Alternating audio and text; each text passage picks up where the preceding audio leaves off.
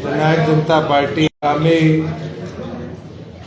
हरियाणा विधानसभा के चुनाव में इकट्ठे मजबूती के साथ मिलकर चलने का निर्णय ले रही है और दो महापुरुषों स्वर्गीय चौधरी देवीलाल जी हब बने हैं, उसमें शिक्षा का उद्धार करें, इस उद्देश्य को लेकर हम आगे बढ़ने का काम करें।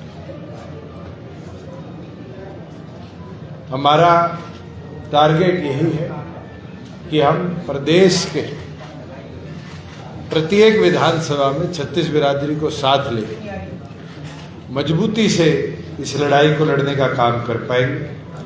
मैं 2-4 वाक्य पुराने याद दिलाना चाहूँगा। जब बोट क्लब के ऊपर स्वर्गीय काशीराम जी ने एक धरना दिया था, उस समय सबसे पहले उनका साथ देने बोट क्लब पे चौधरी देवीलाल जी पहुंचे थे और उनने एक ही मांग रखी थी कि डॉक्टर अंबेडकर को भारत रत्न से सम्मानित किया और चौधरी देवीलाल जी का वादा था।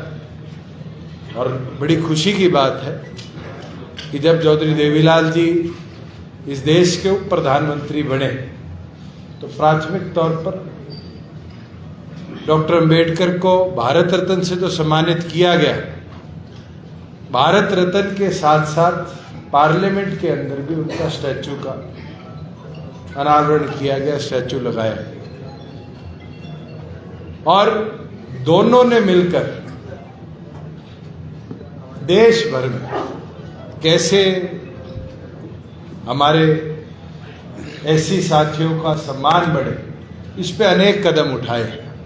1977 के अंदर जब चौधरी देवीलाल जी प्रदेश के मुख्यमंत्री बने तो उन्होंने एक कदम उठाया कि हरियाणा प्रदेश की प्रत्येक गांव में ऐसी साथियों के ब्याह में कोई बारात आ जाती थी, रुकने की व्यवस्थाएं नहीं होती थी, तो उसके लिए ऐसी चौपाल बनवाने का काम किया जो आज पूरे प्रदेश में, और उसके साथ साथ नंबरदारी को कैसे SCBC के साथियों तक पहुंचाया जाए, उसके ऊपर उनने विशेष कदम उठाए। और मुझे खुशी है कि हमने भी, चाहे वो प्रमोशन के अंदर 20% हिस्सेदारी SC समाज को, चाहे उन SC चौपालों का दोबारा से रीडेवलपमेंट का काम हो, अनेक योजनाएं अपने समय में बनाने का काम किया। मैं तो एक चीज कहूंगा कि हम मिलकर, और एक एडवांटेज भी है, शायद आप में से बहुत कम साथी जानते हैं, हम दोनों 36 के हैं और दोनों मिलकर मैं मानता हूं कि अगले 40-50 वर्षों तक कैसे किसान कमेरे को ताकत मिले, इस संघर्ष को, इस देश की बढ़ोतरी में हिस्सेदारी में कैसे बने, इसके अंदर लड़ाई को लड़ते रहेंगे। मैं दोबारा चंद्रशेखर जी का, उनके पूरे टीम का स्वागत करता हूं कि हरियाणा प्रदेश के अंदर जो ये कदम आज हम मिलकर उठा रहे हैं, ये कदम आने वाले हरियाणा के भविष्य की एक मजबूत नींव मिलकर लिखने का काम करेगा। और मजबूती के साथ दोनों संगठन प्रदेश के 90 के 90 विधानसभा सीटों को लड़ेंगे भी, जीतेंगे भी, और हरियाणा प्रदेश में मैं कह सकता हूं कि युवा सरकार बनाने का काम करेंगे, जो गरीब की, कमेरे की, मजदूर की, छोटे दुकानदार की, महिलाओं की, युवाओं की आवाज बनकर मजबूती से लड़ पाए।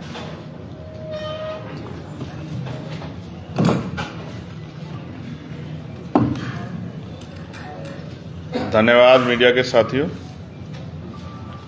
आज कॉन्स्टिट्यूशन क्लब में ये जो घोषणा भाई दुष्यंत जी ने की है, ये घोषणा तो आज की है, लेकिन इस पे पहल लंबे समय से चल रही थी।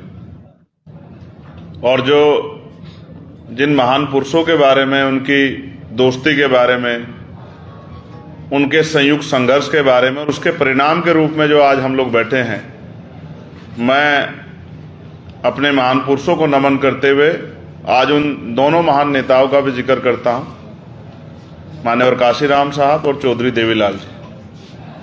मेरा ये भी मानना है कि किसान कमेरों को अपनी लड़ाई अभी तक अपने आप ही लड़नी पड़ी है, दूसरे लोगों ने सिर्फ उनका यूज किया। वादे तो हमसे बहुत करते हैं, लेकिन बाद में उन वादों में सच्चाई कुछ नहीं होती। क्योंकि भाई ने कहा कि हम 36 के हैं, 36 से कहने का मतलब है कि हम सेम एज के हैं, हम एक ही एज में हैं और लंबे समय तक अब सेवा करने के लिए किसान कमेरों की इस आंदोलन में उतरे हैं। मेरा ये भरोसा है, जब मेरी इनसे बात हुई तो मैंने महसूस किया कि इनके दिल में इच्छा है कि हरियाणा को आगे बढ़ना चाहिए और मेरे दिल में इच्छा है कि हरियाणा को आगे भी बढ़ना चाहिए। हरियाणा की जो पहचान है, जिस तरह से इस बार भी दुनिया में देश का नाम हरियाणा ने बचाने का काम किया, वो हरियाणा और शक्तिशाली होना चाहिए। हम लंबे समय से हरियाणा में काम कर रहे हैं। भीम आर्मी आज़ाद समाज पार्टी के माध्यम से हमारे नेताओं ने वहाँ संघर्ष करके संगठन बना के उसको सींचने का काम किया है। अब 1 और 1 11 हो गए हैं। शक्ति मिलके जो है एक नया निर्माण करेगी। मैंने इनसे ये भी अपील की थी कि जो भी हमारे जैसे साथी हों, जो चाहते हों कि किसान, कमेरे, नौजवान, महिलाओं के सशक्तिकरण की आवाज़ आगे करता हूँ और मेरा विश्वास है कि अब हम इस लड़ाई को तेजी से आगे बढ़ाएंगे और इस ताकत को बनाने में कामयाब होंगे। आप सब लोग यहाँ उपस्थित हैं। जननायक जनता पार्टी का पूरा परिवार, उनके सम्मानित नेता, पूर्व सीएम, पूर्व डिप्टी सीएम और भावी सीएम जो है हमारे बीच में है। साथ साथ आज़ाद समाज पार्टी, भीम आर्मी का परिवार है। ये दोनों परिवार एकजुट होकर, मैं संदेश अपने साथियों को देना चाहता हूँ, आज से ही कमर कसें और हरियाणा में एक नया इनकलाब खड़ा करें। ऐसा मेरा विश्वास है और बाकी चीज़ों को हम धरातल पे संघर्ष करके उतारें। धन्यवाद।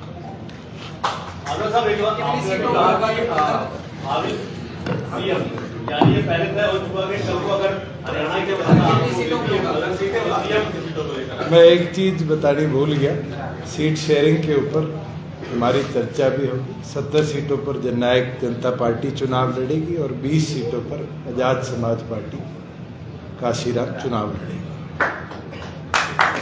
और दोनों पार्टियां मिलकर पूरे प्रदेश का रोड मैप, रूट प्लान भी जल्द आपके बीच में पब्लिश कर देंगे। जौन जौन से ज़िले हमने चुने हैं उनके अंदर कैसे कैसे सीट शेयरिंग होगा वो भी अलग से आपके बीच में हम टाइमली दे देंगे नॉमिनेशन से पहले। भूषण जी, आपकी राजनीति में यही 2-3 गठबंधन हमने भी देखे हैं, कवर किए हैं। आप इस समय राणा साहब आपके यहाँ साथ बैठे हुए मंच पर सारे विधायक लगे जा चुके हैं। जेजेपी से कहीं कांग्रेस में गया, कोई बीजेपी की तरफ जा रहा है और बीएसपी पार्टी पहले ही नए लोग के साथ आ चुकी है, क्योंकि पृष्ठभूमि आप लोगों की बदली है। सेम कॉम्बिनेशन के साथ चौटाला साहब भी हरियाणा में अपना अलग कर रहे हैं, कॉम्बिनेशन आप लोग आज बनाने की कोशिश कर रहे हैं। तो 2024 में क्या चुनौतियां और क्या पाने का लक्ष्य है इस चुनाव में? लांबा जी, जहाँ साथी आए गए, मेरे को तो चौटाला साहब का एक शेर याद है, जब संपत सिंह पार्टी छोड़ के गए, छोटे से एक लालच के लिए वर्षों के याराने गए। अच्छा हुआ